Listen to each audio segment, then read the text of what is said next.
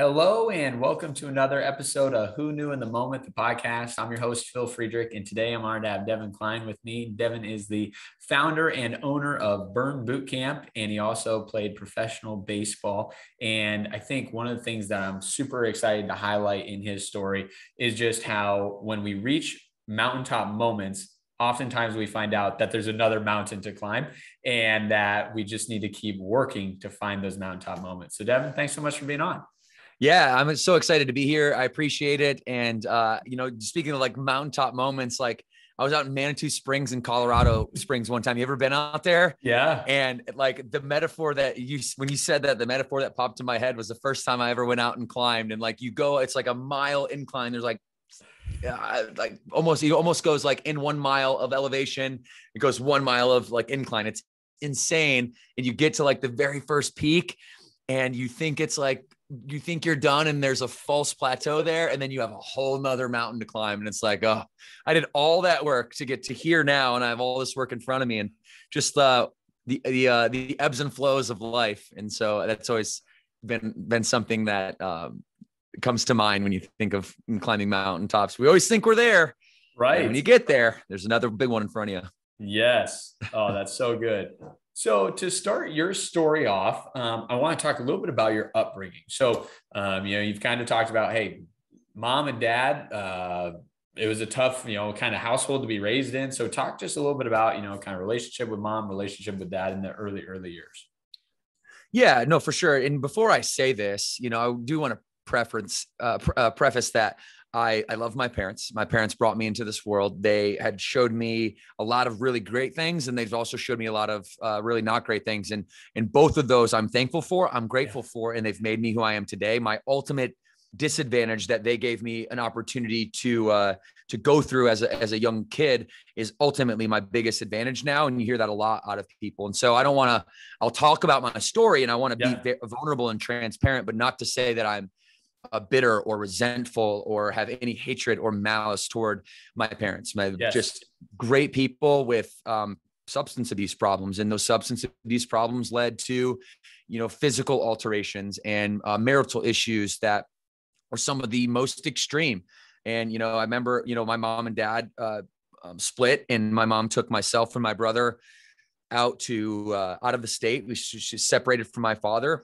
I mean, they were not in the same room together. When they were in the same room together, it was, let's just say, very heated physically all the time. So she had to leave, and I don't blame her for leaving. She took me and my brother around 7 different states, Mississippi to California to Arizona to Washington, back to California, back to Arizona before he finally ended up in Michigan. Right. And so I kind of grew up needing to be this kid who was always in new schools, meeting new people, having to make new friends. And that's part of like who I am today is I can walk into any room anywhere and be friends with you as soon as we get to know each other, and just even a little bit. And so then we end up moving back, and that's around 12 years old is when things like really started hitting the fan.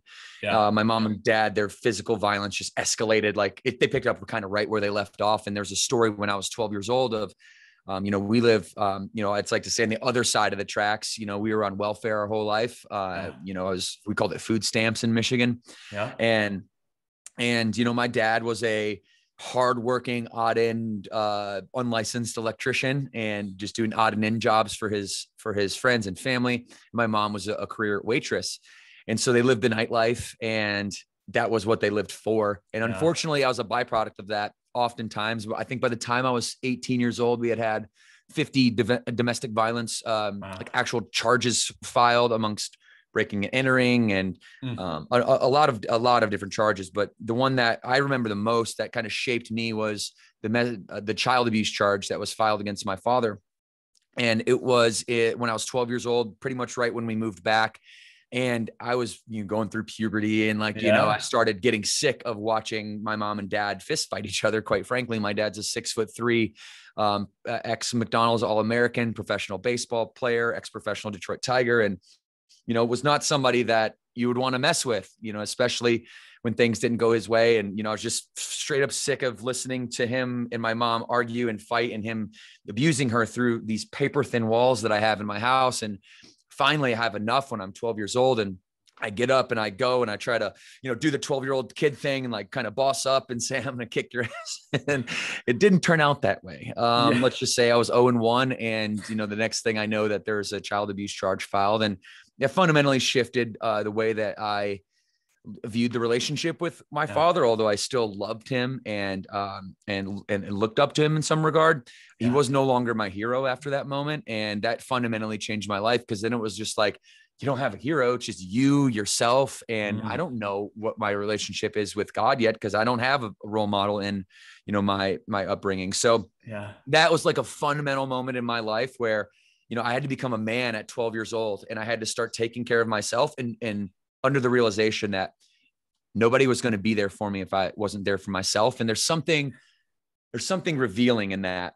There's something, there's a powerful lesson and a powerful gap that brought to my life. Was like, I'm 12. I have no idea how to be this man that this world that I now live in is forcing me to be.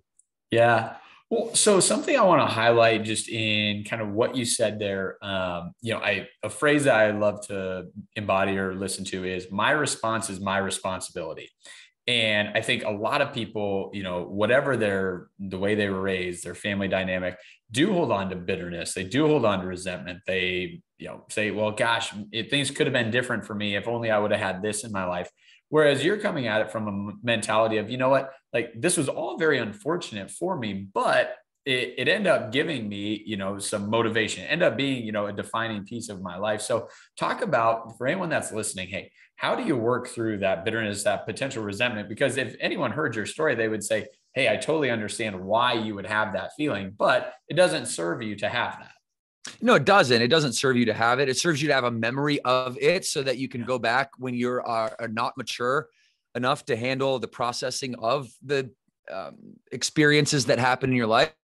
You have a memory to then be able to go back and then to reinfer what that actually means. And nothing happens to you, right? And nothing happens to you. It's all a decision that you make on how to interpret the events that happen in your life and what they really mean. And it's my big belief that you can't move forward as an adult. Really, you're still a child if you haven't given up a proper thank you, a proper offering of gratitude to those who touched your life in a negative or positive way. And if you don't, like, coming from somebody that has every reason to be bitter. I mean, this is a quick story that can highlight another reason. So like, my dad is my dad, and, I love my dad, and he still is who he is today. And I still love him today. And he taught me a lot of things. He taught me to be confident.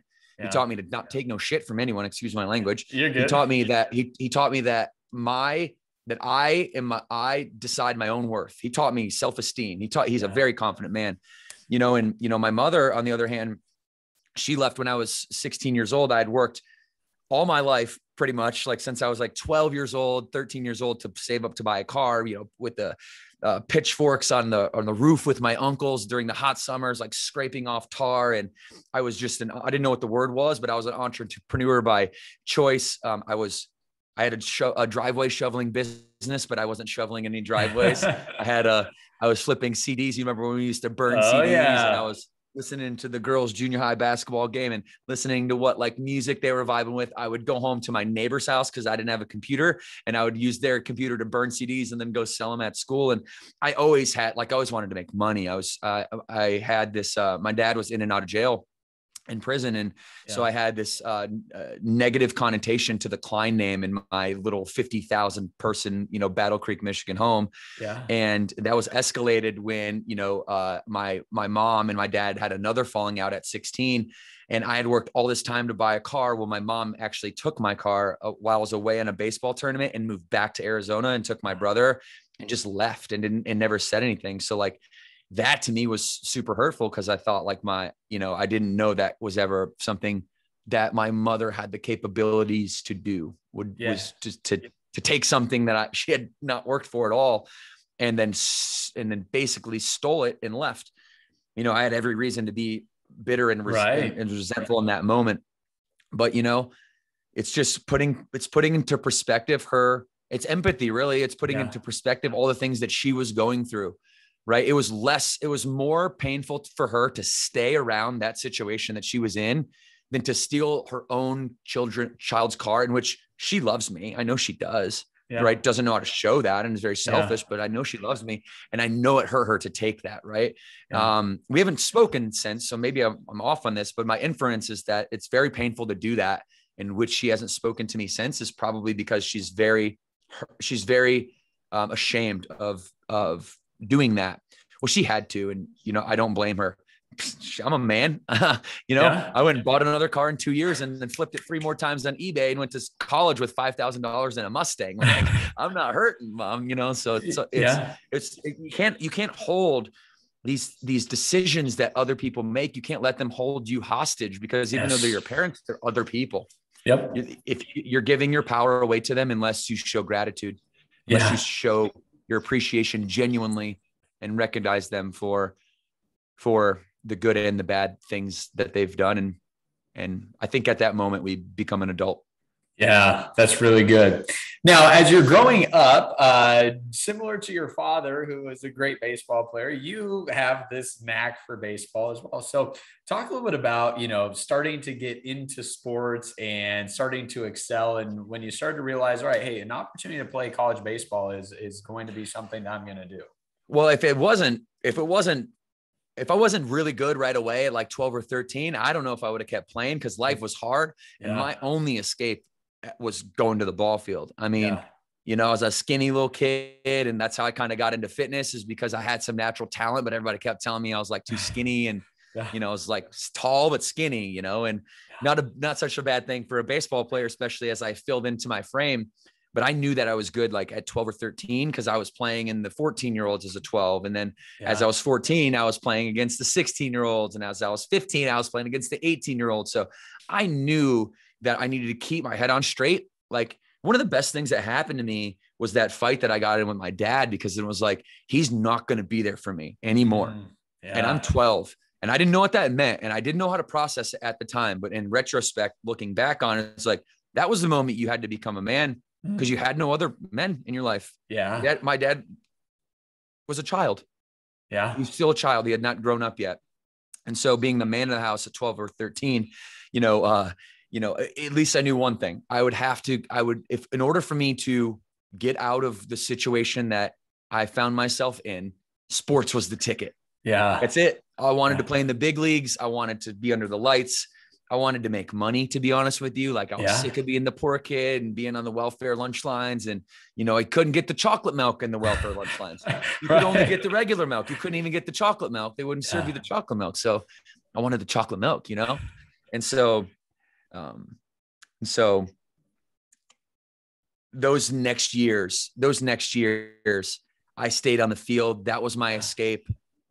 I don't know how I would have done it without baseball. And there's a few select people in there that said, hey, kid, like, I know you're going through a tough time at home, but I'll take you under my wing and I'll let you know how good you actually are. Wow. And the one thing my dad did was positively reinforce how good I was at sports. And that really kept me going. Because I knew he wasn't going to pay for me to go to college. So if I wanted to get out of Battle Creek, I was going to have to, my ticket was going to be thrown a 90-mile-an-hour fastball. Yes. Now, around that same 12-13 timeframe, there's an interaction on a bus with a girl that you think is pretty cute. So talk a little bit about this girl that you meet. You do your research, don't you? I try to. Well, I appreciate that about you. A lot of people don't. So at 12 or 13, this was 6th grade. Morgan and I meet. Morgan is my wife, my mother of my 3 children, Cameron, Maxwell, and Ryan, girl, boy, 6, 4, and 2. And the CEO of Burn Boot Camp, as I hold the visionary spot. So yeah, I see her as she is pulling in on one of the traditional yellow school buses. I have a broken arm from football, and it's got like a purple cast on it for the Lakeview Spartans. That was our color.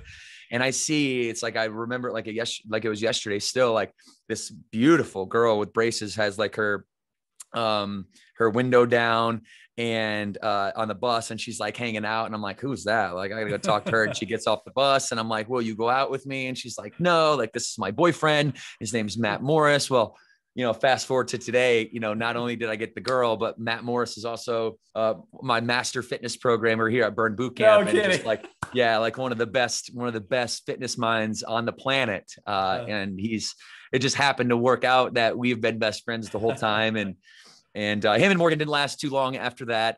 She said no to me for 2 years. And then in 8th grade, I wrote my friend Erin, which was one of her best friends, a note and said, I'm going to marry Morgan Stevens. And I said this in 8th grade. And I like to kid with her and say that she was like a jersey chaser, which makes her so frustrated. But really, I was the one chasing her the whole time. I love it. But she did change my life at that time, again, a memory is so that you can go back and process what happened in your life happened and when did it happen and were those things, how do you analyze those things? And right around the time that I got into that like catastrophic falling out with my dad, it was like the summer before we were going into 6th grade. And then like I met Morgan then, and then it took me like 2 years before I was at her house like every day, and her parents were fundamental for me because they also kind of put their arm around me, even though I was kind of a little, how would you say, mischievous, maybe didn't understand what core values were yet as a kid growing up. They didn't like me for some of those reasons, but knew that I always had a good heart and took me under their wing. Yeah. Now, something that I think is interesting, as you're talking about your story, is how we can build up walls for relationships, right? Hey, I loved my mom, I loved my dad, and I still love them, but they hurt me. So to try and prevent myself from having that hurt again, I'm going to build this wall, right? And oftentimes the issue isn't that is inherently bad. The problem is when you get to a next relationship and those walls are still there, it prevents that relationship to be able to grow into what it could be. So talk a little bit about for you in your life, hey, were there walls that had come up? How did you break those down so that way you could allow, for your guys' relationship to grow and mature into the, marriage that you have today? That's a really interesting question. And you hear a lot of people nowadays talking about like giving your power away to other people, how you could potentially not lead your life if you're allowing your personality to be built on other people's judgments. Yeah. And so what Morgan and I did, and I think this is my unique take on that whole ideology, is what we did is we put a force field like this, obviously like an imaginary force field, but one that we believe in our heart is a real tangible thing. And that we believe that you should build walls around certain people if they've proven to you that they need walls built around that relationship. And, but there's certain people that never have that wall. There's never an opportunity for you to put a wall up. And that's everyone inside the inner circle or inside the force field, if you will. And those are the people that you have to have really healthy discourse with all the time and make sure that you always know where they stand and they always know where you stand. We call it rush to conflict, speed to resolution. You might see people talk about this as like sit down and, don't judge, but have conversations around what you observe and what needs aren't being met that you might have as a person that you want them to know, love, and respect, and what you're feeling in the moment and what requests that you might have of that person. There's an interesting book, if anybody's interested in mastering their own communication, called Nonviolent Communication. It's a weird book title. I don't really like the title by Marshall Rosenberg. NVC is the actual acronym for it. And it's a conflict resolution style of communication. And so that's really the core of how we communicate inside the force field. But, I do believe that certain people, if you give them, which is my belief, you give them trust, you don't make them earn trust. Who are you to say that somebody has to earn your trust? Like it's kind of an egotistical driven, kind of a narcissistic way to think about it. Like, I'm so good, you have to earn my trust. Like how do you know your trust is so valuable, pal?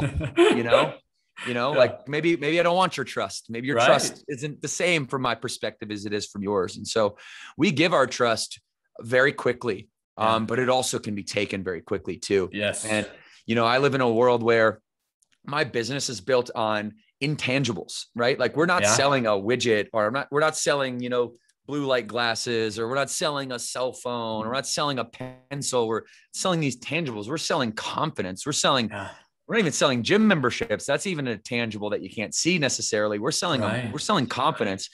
And so for us to be able to, sell confidence and to be able to sell this tangible, we have to have a framework of communicating and building relationships that's built on science, that's not built on inference, that's built on observation, that's not built on judgment. And so, my 65 people here at HQ that are, well, and then we technically have 300 or so that are a part of our nucleus. And then there's 5,000 people in the organization and 110,000 that are a part of our membership base. So it's like, we better have a really tight inner circle, and we better not let judgments, really run that inner circle. And to me, that inner circle is myself. It's my 60 people here. It's my franchise partners, right? Like that's the inner circle. And those people need to always have you always have permission to tell one another what is on their minds without fear of repercussions that are existential. And then everyone outside of the force field, you get the trust. If you break the trust, my wall's going up. Then you got to earn it back. And that's a very hard thing to do, is to earn my trust back. But I don't want people to walk away from this saying like, oh, just build your force field for your inner people, and then don't have like inner communications, or then put a wall up as soon as someone like disses you. It's like, no, still have that discourse outwardly. I'm talking about if somebody fundamentally violates your core values, those are not your people. Yeah. Well, in something, and I don't even know if you recognize you said it, but in the very first few seconds, I love the way you said it. And that was, there's a wall around the other people, and then there's a force field on my circle. And I think the reason that it's so important to view it that way is because the wall for the other person is to keep them inside, but that doesn't prevent other people to get to you, right? Where if I build a wall up for me, the trouble is that it's tough to delineate or differentiate between this relationship and that one. And so it's just a wall that's up. And now it has unintended consequences of, I can't grow with my wife because my best friend hurt me. Right. And we have trouble to decide, well, if I trusted that person and they hurt me, so now I trust you, you might hurt me. And I just have the wall, right? And it only hurts me. Whereas if I can put the fence around the other person, that doesn't prevent me from growing this other relationship. Yeah, no, that's a great visual. And an example of that would be, okay, let's say there's a prospective member that goes to the South Jordan, Utah location in Salt Lake City. Yeah. And this prospective member happens to, send me an email saying that my team was acting reprehensibly, right? And they are just, certainly disturbed with the way that my team acted. Well, instead of going right to my team who's into my inner circle and pointing judgment and blame, I'm going to initially have the reaction that, my team, if they did something wrong, I'm going to find it out, but I'm first going to find out if they did something wrong. I'm not going to take some outside perspective or some judgment that's aimed at them and then go, turn around and absorb that judgment as my own. And then, because now I'm their leader. And now what I'm saying to them is, what you say to me every day and the relationship that we have is less important than what some other person out there, like that barely knows us, says. And you see this on social media all the time, which is why people are, generally speaking, like afraid to post content. Like my Instagram account's super small. I have like 68,000 people, and compared to like all the big ones, right? But it's like the 360,000th biggest one. And that's not a lot when you're talking about like 7 billion people. Yeah. And it's just like, to me, it like would be like the billionth biggest one or something, but it's not. It's like in the first 500,000. And that tells me that, man, people just they're not comfortable with the judgment that comes from people that they don't necessarily have in their inner circle. Not that they don't care about them. Yep. Not that they've not upheld that trust. Absolutely. Something like that, right? Yeah, no, that's good. So as you progress through high school, once again, you're doing great. You get Division I offers. So you decide to go play for Central Michigan. So talk a little bit about, the transition from high school to college, playing college baseball, maintaining your relationship and in that era of life. So just to be clear, college offer, I got one because I took the first one that would pay for my school because I was getting out. Like, Yeah. I was not going to let anything, I was not going to let the injury side me. I wasn't going to like hurt my pinky, in some like, tragic pinky accident and then be able to not go play baseball. So I was inking as soon as I could. That was the first time I could my junior year. Central Michigan. Shout out to my homeboy, Mike Villano, who Coach Villano gave me a chance. I'm not sure if he's coaching anymore, but he gave me a chance. He saw me at a tournament and was like, I want this kid.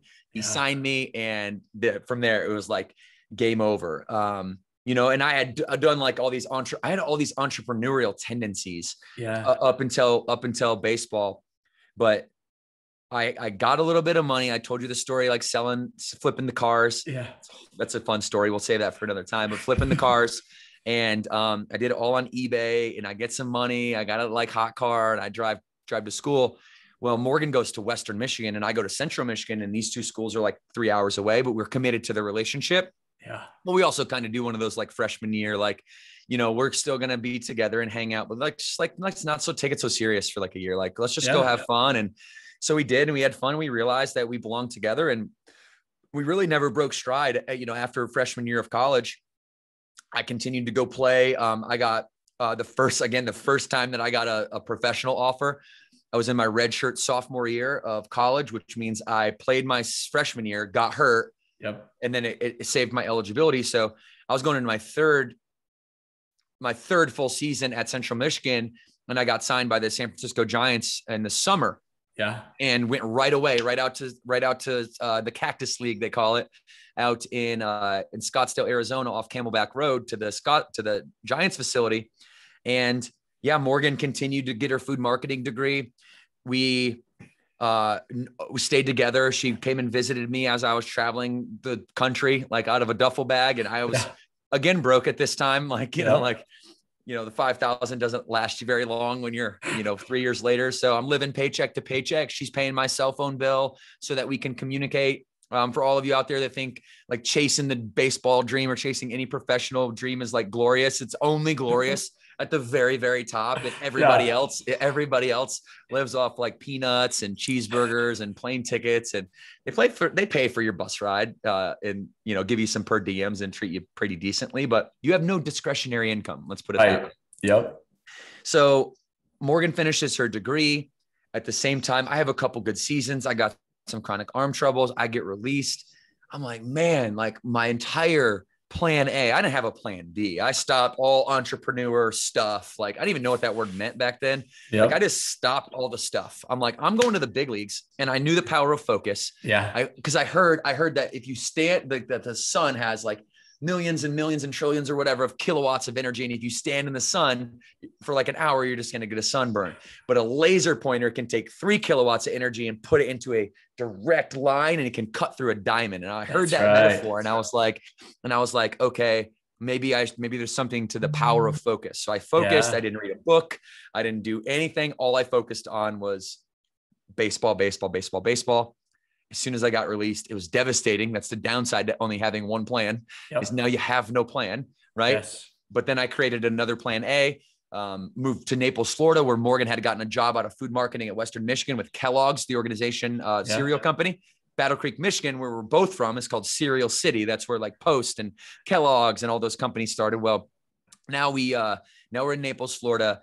I go start she's calling on all these different grocery stores. She's killing it, by the way, like sugar mama. And so I start a job at Best Buy, selling direct TV out of Best Buys, making good money. I was making $6,000 a month. Hated it. Most money I've ever made in my life. Hated it. Terrible. Was getting home at like 9:30. Didn't like the work, but it taught me how to sell because I was trying to sell direct TV. You know, those annoying people in direct TV. You were him. Yeah, I was that guy. You just bought a $4,000 overpriced TV that you don't need. And I'm trying to sell you like, all this stuff that you don't even have money for so you can service it. But anyway, so just to wrap that up. So now I'm in Naples. I quit that job. I'm getting my degree from the University of Phoenix online, which was part of my signing bonus with the Giants. I'm also now at Lifestyle Family Fitness as a personal trainer. And I'm just like, screw it, man. I need to do something I can wake up and love. And selling direct TV service was not it. Yes. Now, I want to rewind to, the getting let go, getting released from the Giants organization. I think, to your point, so many people, we wrap our identity up in something that we've had success with, right? And I'm sure there's layers on layers on layers for you of why baseball was so important, right? I mean, it was the thing that I could go to when my home life was not going well. It was the thing that my dad would actually affirm me on, right? Like, it was the thing that other people on the outside were giving me credit for. And I didn't have to worry about the fact that I was on food stamps because I was a damn good baseball player. So people liked me for that. And then all of a sudden, that's not a part of life anymore, right? Like, it's not, oh, I'm Devin, the baseball player, or I'm Devin, the guy throwing 95-mile-an-hour fastball. So talk a little bit about that self-work that you had to do to realize that baseball is a part of you, but you are not only a baseball player. Yeah, that's an interesting one and a great question. And I appreciate the way you walked back and analyzed that, because those are some of the reasons why I gravitated toward baseball, right? It's that respect that you get, I think, from it. And when I wasn't getting respect elsewhere, it was that one source of respect. And that word respect has always been very important to me because I was so disrespected for so long with things that were outside of my control. Yeah. And so all I ever really wanted was to be great at something. And I knew that always. And I thought it was at baseball because that's what everyone was telling me that I was great at. Right. And so if I could be the best in the world at this one, like, little thing, like, that would be a great way to organize life, is spend your life chasing the highest pursuit of, the narrowest vertical that you can. Yeah. And so when I got released, it was devastating for sure. But I also knew at that point, like, I knew that I was never going to be able to have the skill to be the best in the world at it. So I think actually, if I'm actually analyzing it and using my memory, what it's for, and going back and saying what happened there, I think what happened was that it was a relief more than anything else, because I knew that I knew fundamentally my axiom to life was that I wanted at least the opportunity to be the best in the world at the most narrow niche that I was passionate about. Yeah. The GOAT, like, just to be the GOAT at something. Yeah. Right. Just, it doesn't matter. It could be like building sewing machines. I didn't care. I was like, or whatever. It didn't matter.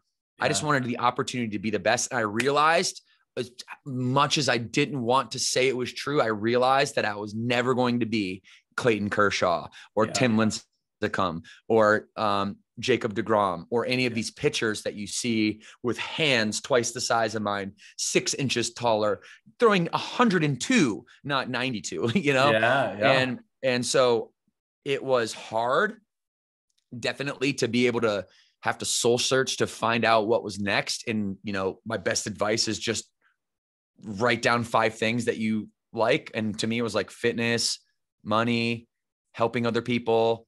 Right. And I started knocking down careers that could potentially serve in those areas of life. And so, man, it was definitely an era of my life where, looking back on it, it was the best thing that never happened to me. And the moment I got released, I knew it. Yeah. I called Morgan first. And she's just like, keep moving. What do you want to do? And I was like, babe, I think I would just want to hang them up. I don't even know if I want to continue to go pursue this, like, grind up the ladder again. And then the second call I made was to my agent, telling him that I wasn't going to come back, and just to hang them up.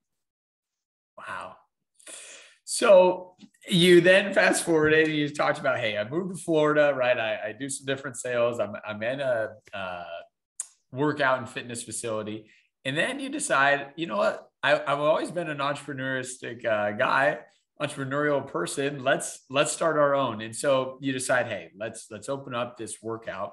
And the first week, I would love to say that it just went with flying colors and you knew you had a gem, but unfortunately the first week probably didn't go according to plan. So talk a little bit about the beginning of the business in that first week. Well, going back to like Manitou Springs and right out in Colorado, it's like, you think that you're getting to this like pinnacle, and then you get there and it's a flat plateau, and it's like, oh my goodness, there's an entire another mountain to climb that I didn't even realize. And that's just like, that's what this cycle of my life is rinse and repeat. Like you think you're getting somewhere and you're not, you're getting somewhere and you fail, you get somewhere and this happens and all, and as long as nothing is ever existential and you decide that everything in life, like you make a decision that everything in life is happening to you, not for you, not to you. Yeah. And so in that moment, it's just like, okay, yeah, another one, right? It's another time where I get to prove another time where I get to put another notch on my belt to my story. And at this point in my life, I'm thinking that way. This isn't like I can recognize the patterns, right? And so at this point, I'm like, all right, we had nobody show up on the first Thursday, right? So I moved to Charlotte. I spent like 6 months building this business in Naples, Florida, by the way. It was called Lightning 900. Yeah. And then Morgan got a promotion to Charlotte. She moves up here early. I stay back for 3 months. I train out all of my one-on-one individual clients, plus finish my Lightning 900 boot camp that I was running at 5 a.m. and 5 p.m. Take that concept, flip it into the Burn Bootcamp business model, come up here, spend 60 days knocking on doors, door hangers. I had like $600. We bought some dumbbells. We bought some, and I couldn't get a lease. Like I had no financial history. No landlord's going to look at like two 24-year-old kids with like a, $65,000 household income. So even I'm trying to knock on doors and nobody's giving me an opportunity. So I'm like, guys, screw it. We're just going to do sublease. We're going to set up in sublease spots. So we opened 5 very quickly sublease spots at gymnastics centers and, abandoned movie theaters, wildly enough, parking lots, recreation centers, basically. Yeah. That first one was out of a parking lot and a gymnastics center. So I show up the first couple of days after 60 days, 65 days of marketing super hard, 12 hours a day, 7 people show up. I'm kind of happy with that. Next day about the same, next day about the same. And then Thursday, nobody shows up. I get to my early workout. I'll never forget this moment because it was the first time to me where I became a forward thinker. Yeah. It was like, you have a fork in the road. You have a decision to make. Yep. The decision that you make is going to determine what happens 6 to 8 to 9 months down the road. Right. Do you pack it up and do you say that I'm no good at this because people didn't show? Yeah. Or do you buckle down and do you do the workout yourself? Yep. And that was my decision. So 5:30 a.m. on that Thursday, nobody shows up. It's about 5:40. I'm like, all right, hey, it's just me and you again, buddy. It's me and you again, me, myself, and I and you. And that's it. So what are you going to do? And we smashed the workout. Just me. I love it. Just me again by myself, knowing that I was going to be able to tell the story that I smashed the workout myself when nobody else showed up. Yeah. And, from there, 8 months later, a couple years later, I was a millionaire and I was like, wow, this is crazy, dude. Yeah. This is wild. Yeah.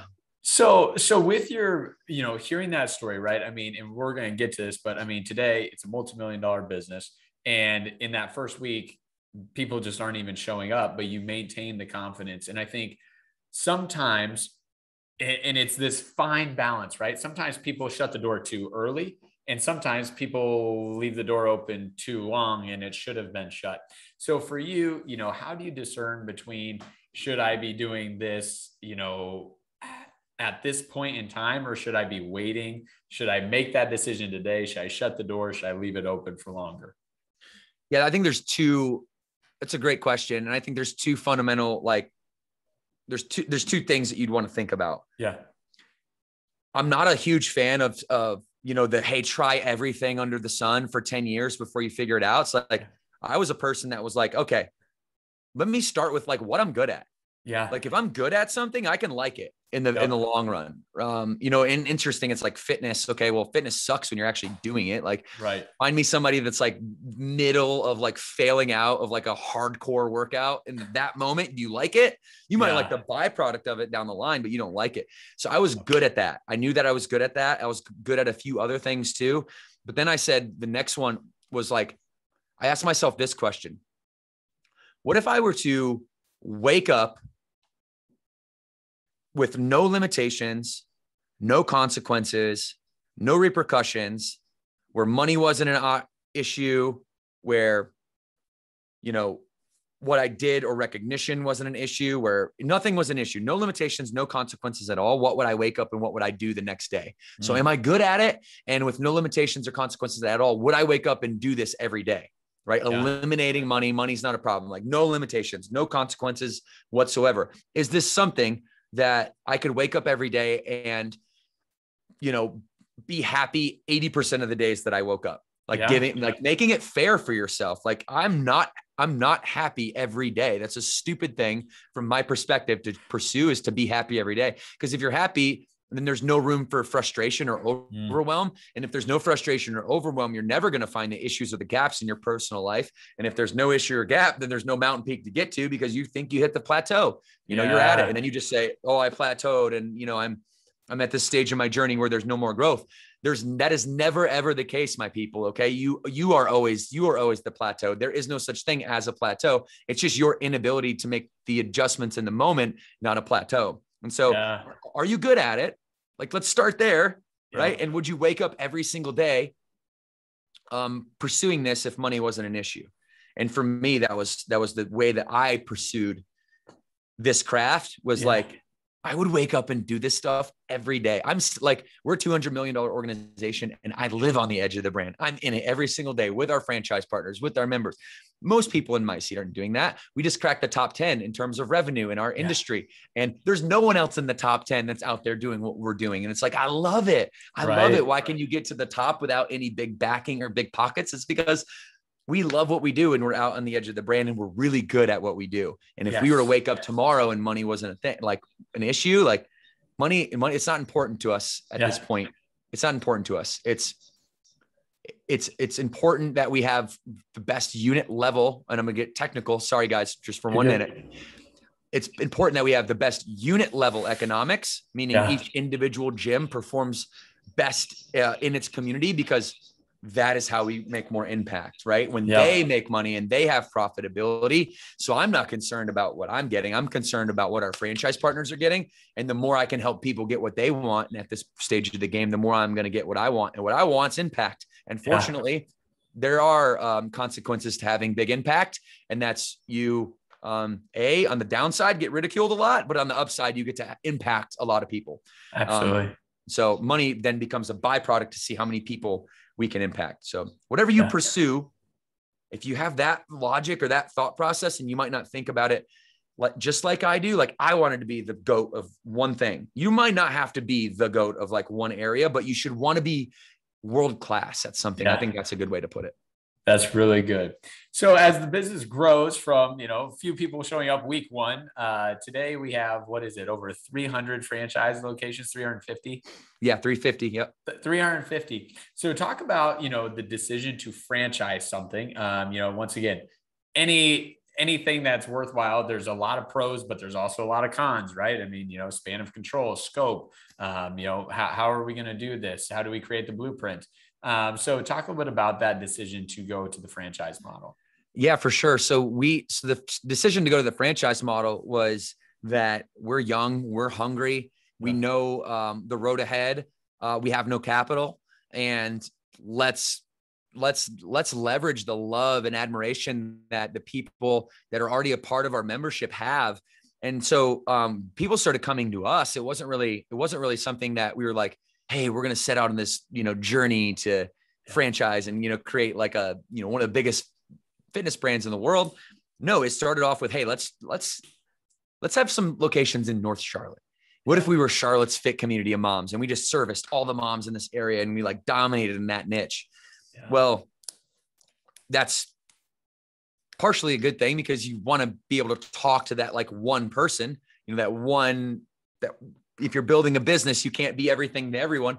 How many fitness companies do you like in your community? Do you drive by every year, and that's on the wall, on the window stickers, they have Pilates and yoga and boxing and personal training, and they have all these things until they have a for lease sign in the next window, because you can't be everything to everyone. And so what we wanted to do was be everything to someone, right? We wanted to be everything to someone, not everything to everyone. And that someone, it was a mom of 3 who loved Lululemon, but also, wore baggy clothes because she didn't really like love her body. But she should love her body because she's amazing. And the potential, of the ability to create humans and the ability to lead your family and all these things that women have power in, are something that we wanted to put on a pedestal. And so we said, all right, let's really focus here. And so we started, as a byproduct of that focus, started really impacting the lives of moms just the way we intended to, right? Yeah. Like you put something out there in the universe, you say you're going to do it, and you back it up with action that creates trust in people. Yeah. And so our members, they just started going crazy for it. Shout out to Erin Studdard from South Durham, North Carolina. She came to us and said, hey, how do I bring this? Mike and Andrea Hartshorn from Concord, North Carolina came to us and said, hey, how do I bring this? And then one of my buddies and a longtime friend and mentor of mine, Jeff Duden, saw this happening. He was a former owner of Devan Kline. And he came to me and said, hey, man, this thing's sexy. Ever thought about franchising? I'm like, what does that mean? You like McDonald's? And he's like, no. He's like, no, like you could franchise this. And like all these people that are coming to you, like you could spread this thing. This would go wild if you did it. And so he did it. And this was 2015. We announced in late February of 2015 that we were going to award locations nationally. And I just got a Facebook memory yesterday or 2 days ago. And about 18 months in, we had awarded 200 locations, and which was put us in the 1% of fastest growing franchising companies on the planet, per like some article that came out from Frandata. And that was like, wow, what a little intention mixed with a little conviction and a whole lot of like hustle and risk. That's the formula for us. And so from there, we then, what happened is our members here in Cornelius and Huntersville and Mooresville, North Carolina, this is all North Charlotte, right? Yeah. So the 5 locations that I said, like, I wanted to create that North Charlotte domination. Well, we created a Southeast domination, right? And and they started moving back to their hometowns and opening up multiple locations. And we had 80 open before I could even say go, and 100 and then 200. And, we'll end up opening our 500th location by the end of 2024. That's amazing. Now, to talk a little bit about that, I mean, earlier you were mentioning just the sheer number of people you have, right? Number of people that work for you, number of people that are with you in headquarters and then outside. And something that everyone is searching for that magic bullet of is the right hire and culture, right? You think about, to your point earlier, we're not selling a gym membership, but gosh, how many gyms are there? How many different workouts are there? And people are choosing you for some reason, right? And then also the people that you hire. So talk a little bit about what you focus on for a person that you're going to hire that works with you directly. And then talk a little bit about, creating the culture that the people that you're serving want to be a part of. I wish I had like the magic bullet answer to how to get all the right people in the right seats on your organization. And I don't, but we do follow a lot of the principles from the Entrepreneur Operating System, which is a book by, a series of books and a company by a man named Gino Wickman. There's a book called Traction that's pretty popular. If you're listening to this and you're a SMB, a small, medium-sized business, please do yourself a favor and follow Traction, because what it did for my organization is it gave my people a body of language. Like you talk about culture, right? So let's unpack what culture means. Culture is really a couple things, right? It's a common vision that everybody believes in, that really comes from the leader. And then it's language patterns that separate that community from everyone else. And then it's a set of core values and principles that navigate how people act in and out of their day and professional lives that create what culture is, right? So core values are not some fluffy thing that we throw around here at HQ. Like, they're everywhere. And I reference them in every speech. We even have a core value speech that I give to my franchise partners for them to give to their people. We really believe in this stuff. Yeah. So, these are the things that you need to have in order to attract people. You need to know who you are. That's how you attract a good talent. Yeah. You attract good talent by knowing who you are. You attract a good partner by knowing who you are. You attract self-awareness, know thyself, and you will be very good at recruiting people. If you are 24 and young and dumb and know nothing like me, then you just go hire all your friends and, half of them work out really good like Matt Morris and the other half don't work out so well. And you have to end up having some hard conversations. Yep. So from like a recruiting standpoint, my best advice that I've been able to see that's like unique and novel to the way that I do things is be yourself, let other people know who you are, define who you are through those things that I just talked about, your mission statement, your language and your core values, and let other people then be attracted to you. And never negotiate with the soul of those things, because that becomes the soul of your brand. Okay. Now people are still going to get past that because, you got to move, and business needs people, and we got to move fast. And so when you do have people, now here's my philosophy, I guess you could call it. It's number one is genuinely appreciate talent, like genuinely appreciate people. Like when you see them working hard, my go-to question is, hey, what are you working on and how is that impacting the business? Right. And then they get to tell me all the things they're working on, and I'll just float around. I got a leadership hour every day that I go float around, and it's random, but I'll get to everybody in a week and I ask them, what are you working on and how's it impacting the business? And they light up when they get to tell me, because it's a form of encouragement, right? When I give them a high five and say, you're doing an awesome job. Hey, hey, check this out. This is what somebody sent me. I know you don't see this stuff every day, but look at how we impacted this member's life right here. Isn't that great? Like, look at all the stuff we get to do together. And I get to genuinely appreciate them. And I think the second thing is recognizing talent and telling them when you see them. Like the worst thing we can do is treat, how do you say this? The worst thing that we could do is treat special people in our lives as if they're normal people and that they don't have anything unique to offer to you or offer to the organization, even though in your mind, everything about them is special and unique. And you're just not a good enough communicator, or you don't believe it's important enough to tell them, right, exactly how talented they actually are, and just recognizing that talent. I mean, how many times I'll go out here and just tell somebody, man, God, that's incredible. That's like this graphic you just built. That's incredible. You're incredibly talented. Teach me a couple things about this that I don't know. And you give them the power to then teach you back. And now we have a two-way street in a relationship. And then the last thing is, when you genuinely appreciate them and they got talent, you recognize them, you better promote those people. Because they're going to go somewhere else. And I like a lot of what Gary Vee says on the recruiting talent side. He's like, you guys are worried about you guys are worried about the great exit, or what do they call it? The great quitting, or what's the terminology of it? The great resignation. He goes, you're worried about the great resignation. What you should be worried about is the great never coming to you in the first place. They don't need to resign. And so I know that in order for us to be an attractive company to work for, that as the visionary, as the top dog in the organization, my job is to make sure that we have a vision that's followed by all. We have a language that's followed by all. And each one of us knows our core values and that they're congruent with who we are as human beings. And the last part of that is, when you're not congruent with the core values of an organization that you support, your core values are pulling you this way, their core values are pulling you this way. That's when all this like BS quiet quitting goes on. When what you need to do, my friends, is you need to step up. You need to learn how to communicate and have a confident and discernible and respectful discourse with the people who should be in a leadership position for you, that aren't giving you everything you need.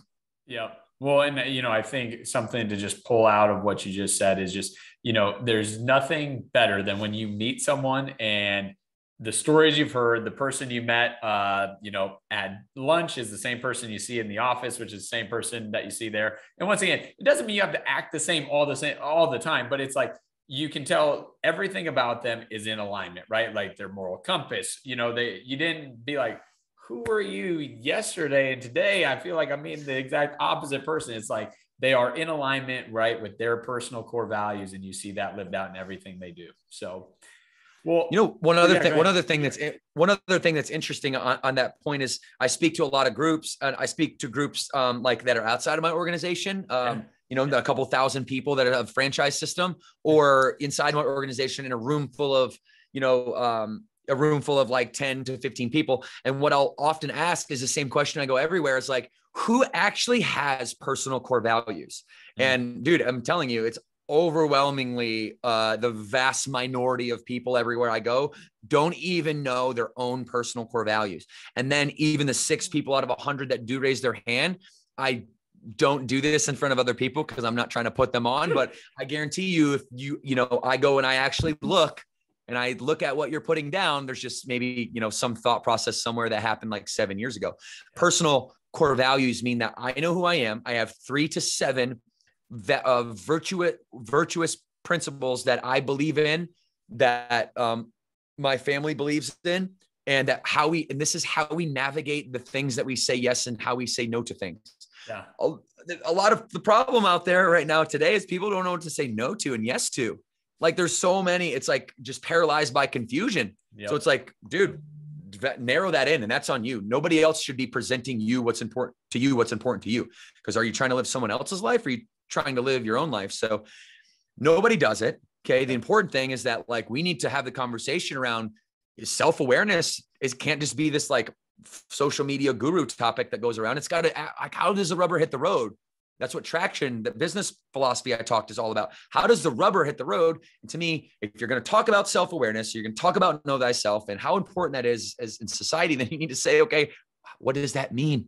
Yep. Ask me a question. Okay. And the question is, do you have your personal core values? And do you have 3 to 7?